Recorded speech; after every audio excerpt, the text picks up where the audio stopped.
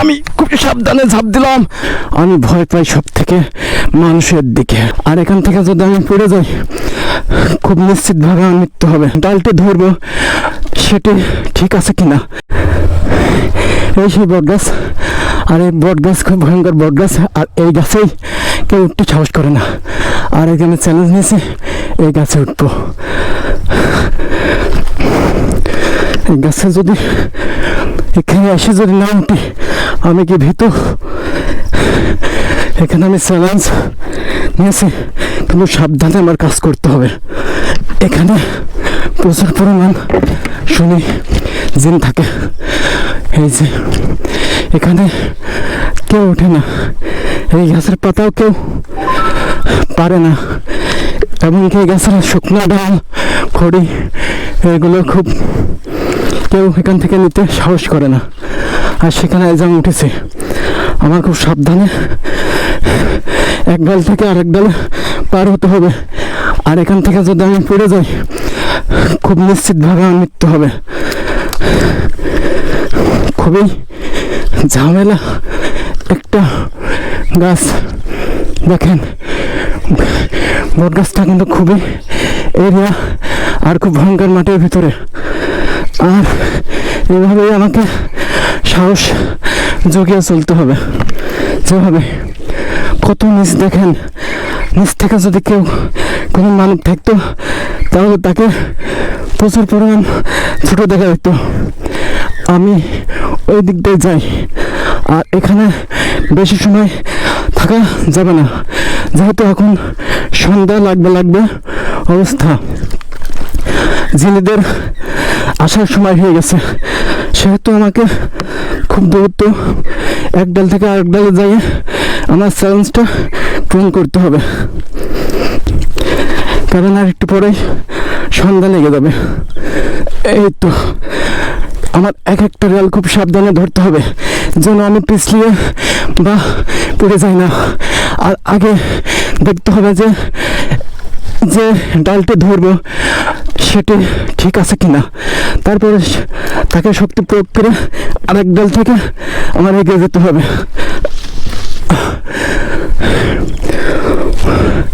তবে খুবই রিস্ক। এখানে আমার একটা হাত কিছুটাই বাধা হচ্ছিল, তারপরে উঠতে হবে। আর ওই যে দেখা যাচ্ছে একটা পাখির বাসা আর একটা জন্তি, মানে সেইটা কি জন্তি বুঝতে পারছি না। কাঠবিড়াল। কাঠবিড়াল দিকে আমি কখনোই ভয় পাই না, আমি ভয় পাই সব থেকে মানুষের দিকে। যাই হোক, অত দূর যাওয়া আমার পক্ষে অসম্ভব। তারপরে মন বলছে ওখানে যাই। তখন কীভাবে আমার মুখ তাকিয়ে আছে আর আমাকে দেখে দৌড় মারছে, তার মানে ও আমার দিকে ভয় পেয়েছে। যাই হোক, আমার খুব সাবধানে কত নিচু।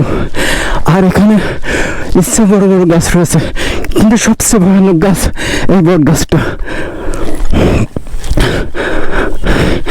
ওই যে এখন আমার নামে যেতে হবে, যেহেতু সন্ধ্যা লেগে গেছে। এখন এই জিনেরা এখানে আসবে, এসে আমাকে ফেলাই দেবে, আমাকে মেরে ফেলবে। তার আগে বাঁচতে হলে আগে এখান থেকে আমাকে পালাতে হবে। এখন আমার নামার সময় হয়ে গেছে, এখন আমার খুব আস্তে আস্তে ধীরে ধীরে নামতে হবে।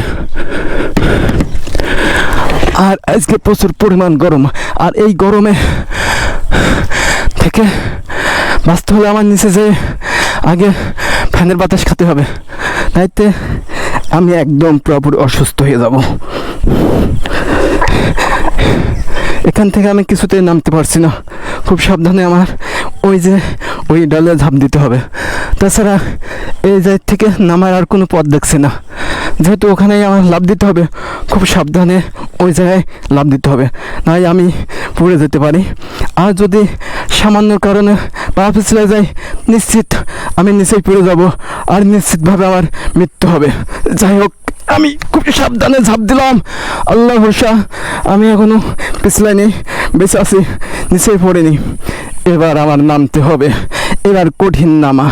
এখানে একটা ডাল, আল্লাহ জিনগের ডাল ভেঙে ফেললাম, এসে আমার ফেলে দিতে পারে, তার আগে আমার নেমে যেতে হবে।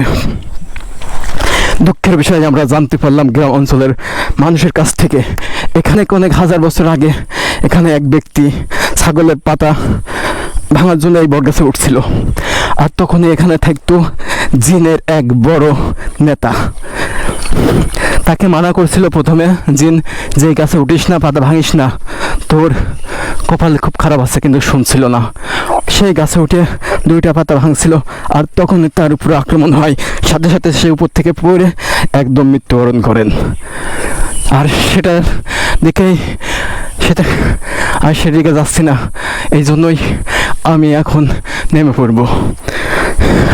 আর এখান থেকে নামা বিশাল বড় বড় শিকড়, আর এই শিকড় ধরে আমার নামতে হবে, যেহেতু শিকড় খুব মোটা, খুব শক্ত, আর আমার নামতে কোনো ঝামেলা হবে না ইনশাল্লাহ। যাই হোক, আমি এখন আস্তে আস্তে নেমে পড়ি। ও, আর গাছটা দেখেছেন খুব ভয়ঙ্কর হয়ে আসছে, যেহেতু এখন রাত হবে। এই তো আমি নেমে এসেছি। অবশেষে আমি ওই গাছ থেকে নেমে পড়েছি, এখন আর আমার ভয় নেই।